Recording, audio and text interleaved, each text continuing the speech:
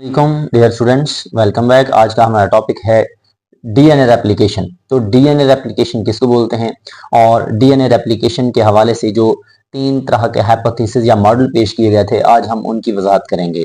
तो सबसे पहले हम देखते हैं कि वो प्रोसेस जिसके जरिए या जिसकी मदद से जो है सेल्फ सिंथेसिस होती है डीएनए की। इसका मतलब यह है कि वो प्रोसेस जिसकी मदद से डीएनए अपनी कापियां बनाएगा, डीएनए खुद को बनाएगा, तो उसको हम क्या बोलेंगे?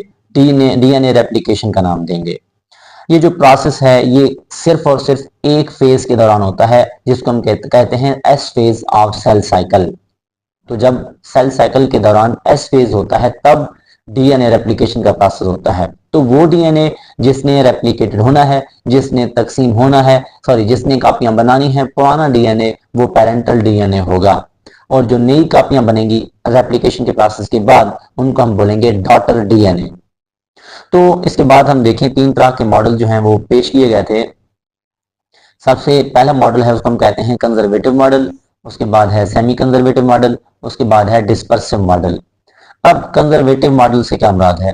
अकॉर्डिंग टू कंजर्वेटिव मॉडल मतलब कि कंजर्वेटिव मॉडल के मुताबिक जो पेरेंटल डबल हेलिक्स है वो रिमेन मेंटेन, मतलब कि ये आपके पास डबल डीएनए स्ट्रैंड है या इसको हम डबल हेलिक्स भी कहते हैं।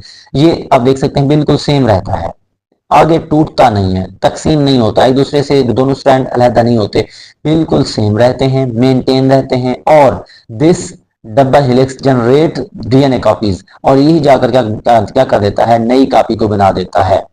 और जो दीज कॉपीज जो कॉपी बनेंगी इंटायरली न्यू मॉलिक्यूल्स, मतलब कि जो नए कॉपी बनेगी वो बिल्कुल न्यू होंगे, इनमें से कोई भी पार्ट इसके पास नहीं जाएगा।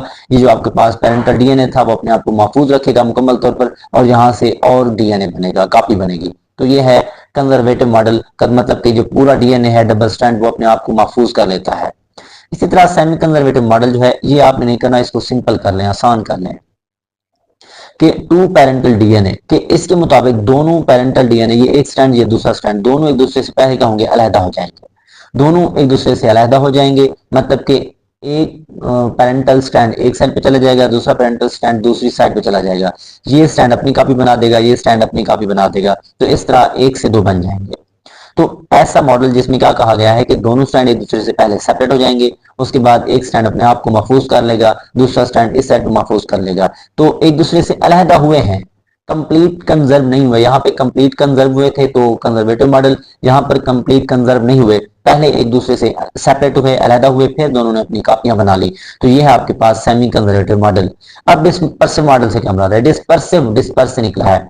इस मॉडल के मुताबिक डीएनए मॉलिक्यूल जो हैं वो डिस्पर्स हो जाते हैं अपने न्यूक्लियोटाइड्स के अंदर। ये देखें डीएनए मॉलिक्यूल्स था, ये छोटे छोटे टुकड़ों में चेंज हो जाएगा। जब ये छोटे छोटे टुकड़ों में चेंज हो जाएगा, ये जो पुराने, ये देखें छोटे छोटे टुकड़े हैं, उनके अंदर नया टुकड़ा, पुराना, नया पुराना, नया पुराना, नया पुराना। तो इस तरह जो है वो क्या पहुंच जाएंगे? डीएनए के नए स्ट्रैंड बन जाएंगे। तो ये है आपके पास डिस्पर्सिव मॉडल। अब इनमें से कौन सा दुरुस्त है, कौन सा ठीक है, कौन सा गलत है, और इसकी वजाहत जो है हम पढ़ेंगे अगले टॉपिक में। हाँ बता दूं, ये भी ठीक नहीं है, ये भी ठीक नहीं है, ये ठीक है। क्यों ठीक है, कैसे ठीक है, इसकी वजाहत करने के लिए हम एक एक्सपेरिमेंट करेंगे इंशाल्लाह। कल की वीडियो के अंदर उसको आप देख सकेंगे। दो में याद रखिएगा, कनेक्ट रहिएगा। अल्लाह हाफिज।